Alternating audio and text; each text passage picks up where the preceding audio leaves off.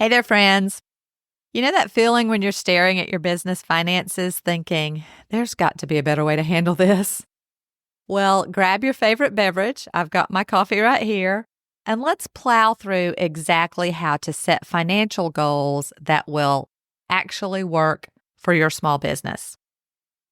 As someone who spent years in banking before starting my own business, I can't stress this strongly enough. Getting your financial goals right isn't just about throwing numbers on a spreadsheet. It's about creating a roadmap that'll help your business thrive, not just survive. And trust me, it doesn't have to be as complicated as some people make it sound. You know what's funny? When I first started my business, I thought I had it all figured out because of my banking background. Well, let me tell you, I was wrong. Running your own show is a whole different ballgame. And that's exactly why I'm so passionate about helping other business owners nail this whole financial planning thing.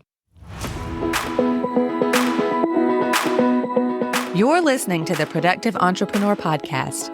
I'm your host, Tonia Kendrick, and I'm on a mission to help online business owners like you focus on the right things and take imperfect action. Every week, you'll get my best tips on everything from time management and content creation to planning effectively and managing mindset issues, all in an effort to help you become more productive. So let's jump into this episode. Before we dive into goal setting, let's talk about where you're at right now. Oh, and don't worry if your current situation involves a shoebox full of receipts. Just pat yourself on the back because you actually have your receipts. So first up, you'll want to evaluate 3 key areas. Your income, that's all those lovely revenue streams. Your expenses, yes, even that, quote, business-related coffee habit. And your cash flow, also known as making sure you can actually pay your bills.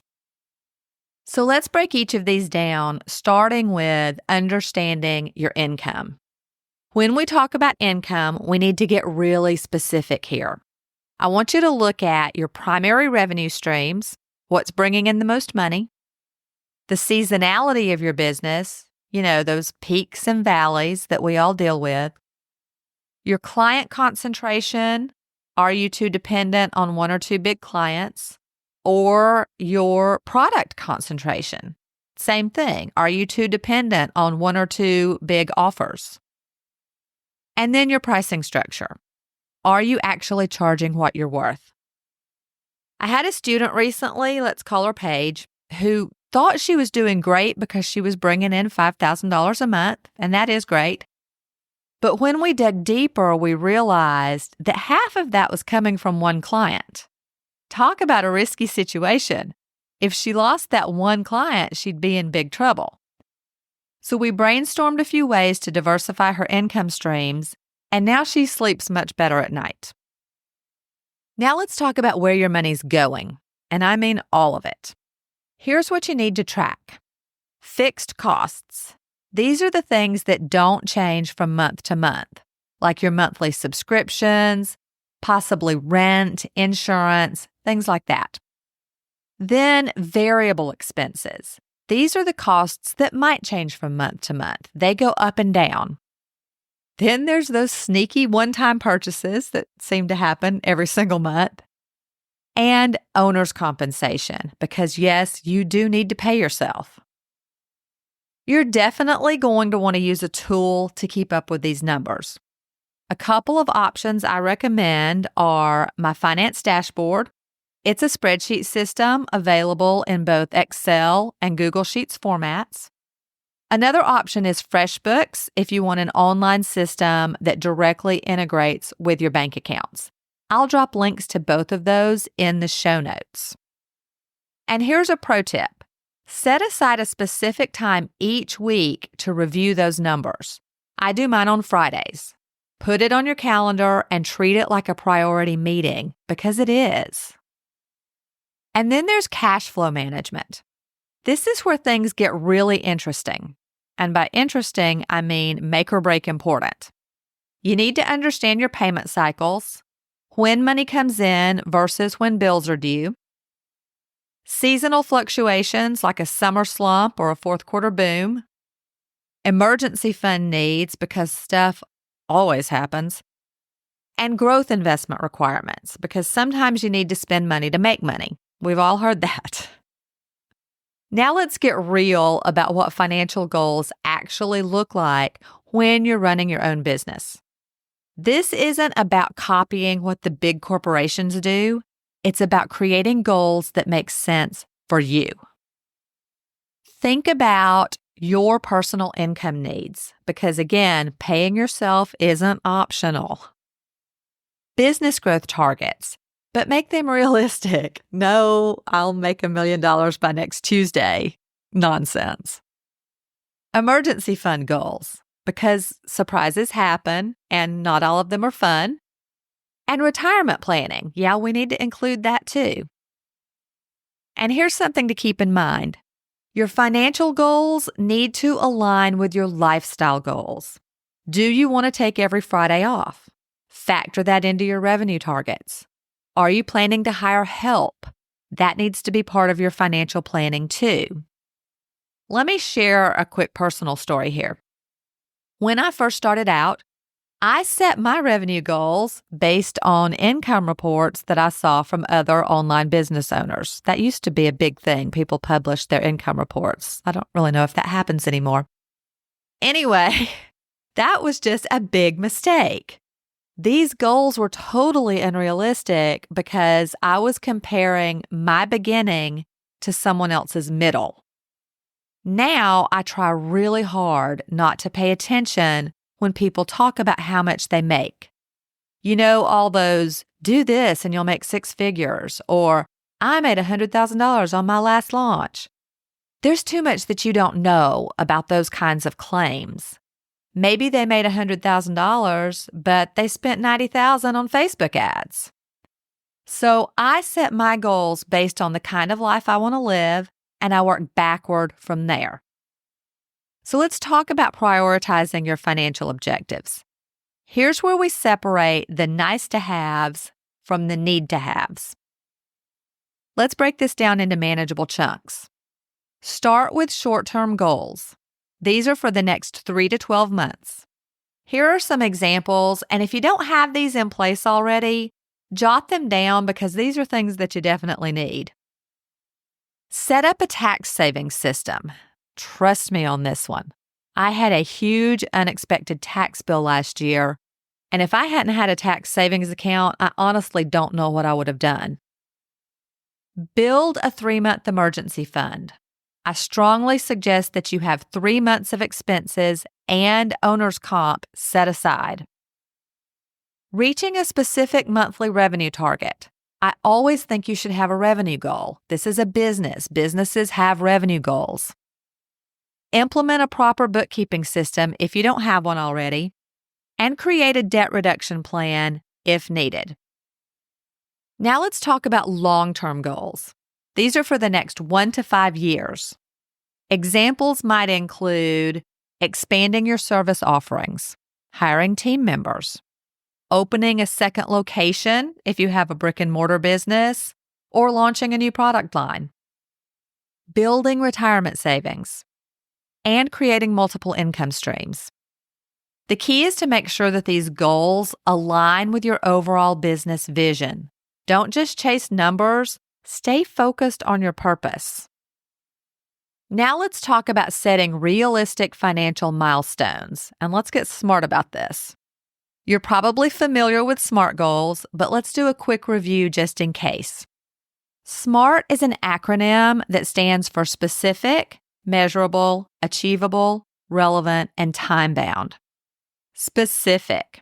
Increased revenue isn't specific enough. Increased revenue to $10,000 a month by December is.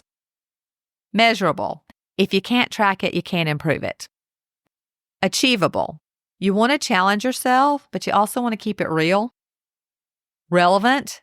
Does this goal align with your business vision? And time-bound. Give yourself deadlines and then stick to them. Here's a framework I recommend for financial goals. Start with monthly revenue goals. Set a base goal, This is what you need to survive. A target goal. This is what you need to thrive. And finally, a stretch goal. This is the one that would make you dance around your office when you achieve it. Next, profit margins. You can use industry standard benchmarks for these if you have them, or you can use your current profit margin and then set a target for improvements. And I suggest that you aim for a 1 percentage point increase per quarter. If you aren't sure what benchmarks to use for your profit margin goal, then I suggest following the advice from the book Profit First, and I'll drop a link to that in the show notes. My profit margin goal is 5%, just to give you an idea. I had to build up to that. I didn't start at 5%. The third goal is expense reduction. So identify your top 3 expenses and set specific reduction targets. Then create an implementation timeline to achieve those targets. If you're like most small business owners, your expenses are likely higher than you realize. My goal is to keep expenses at 30% or less, and that's as a percentage of revenue, 30% of revenue. Now let's talk about creating your financial action plan. This is where the rubber meets the road. Let's turn those goals into actual steps that you can take. Start with weekly actions. And these are some things you can do weekly. Review your income and expenses. Update your financial tracking tools. Schedule upcoming bill payments. Check your cash flow projections. Review upcoming expenses. And track progress on your short-term goals. Again, I recommend having a set day of the week that you devote to this. For me, it's Finance Friday. Next are your monthly actions. Compare your results against your goals. Adjust spending if needed. Analyze customer payment patterns. Check in on your tax savings. Make sure that you're setting aside enough money to cover your quarterly estimated tax payments. And review your marketing ROI, your return on investment. Marketing is one of those expenses that can easily get out of hand. That's why I recommend reviewing your ROI monthly. And then quarterly actions. Do a deep dive into your numbers. Review and analyze your profit and loss statement, cash flow statement, and balance sheet. Adjust your goals based on your performance so far. Plan for upcoming seasons or projects. This is also a good time to review and adjust your pricing. And check on your progress towards your long-term goals. Now let's talk about some tools that'll make your life easier. First, accounting software. I mentioned a couple of these earlier. First is my finance dashboard, which is great if you want to make a one-time payment and you're comfortable with spreadsheets. FreshBooks is an online app that will integrate directly with your bank accounts. You can also use it to send invoices and generate financial statements. You might also want a receipt scanning app and payroll software if you have team members. Next is financial planning. You'll likely want spreadsheet templates for forecasting and cash flow projection tools. Just FYI, both of these are available in my course, Fearless Finances, and I even teach you how to use them. You'll also likely want a budgeting tool. Two that I recommend are my Ultimate Business Budget Toolkit and then the YNAB app. YNAB stands for You Need a Budget. And then you'll need payment processing. This will largely depend on the type of business you have. So a few things to think about are, do you need multiple payment options for clients? Meaning credit card, PayPal, Apple Pay, ACH, etc. Do you sell digital products? If so, then I recommend ThriveCart for payment processing. Do you need an invoicing system? Again, you can do that with FreshBooks.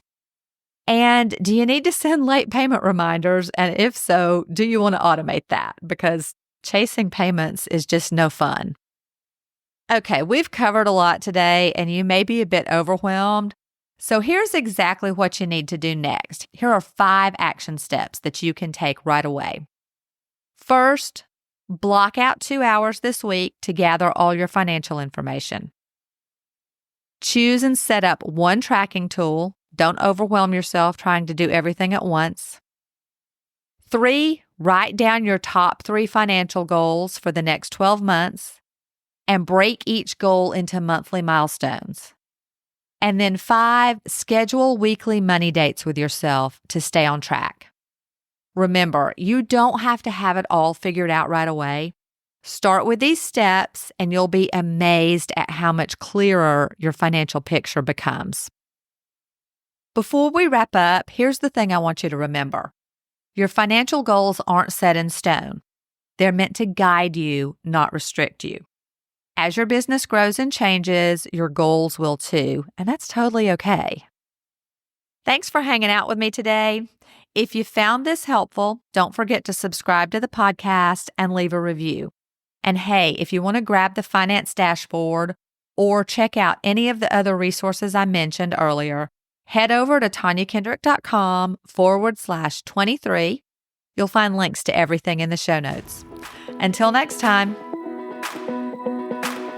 And before you go, if you like what you hear on the Productive Entrepreneur podcast, then come check out the Organized Business Toolbox. It's my monthly membership for solo entrepreneurs who want to feel in control and take imperfect action to move their businesses forward. When you join, you'll get instant access to the Training and Resource Vault, and a new toolbox or course drops every month. Plus, we have monthly Voxer office hours where you can privately ask me questions and get my direct feedback. If that sounds like something you need, the link is in the show notes, or visit toniakendrick.com and I'll see you on the inside.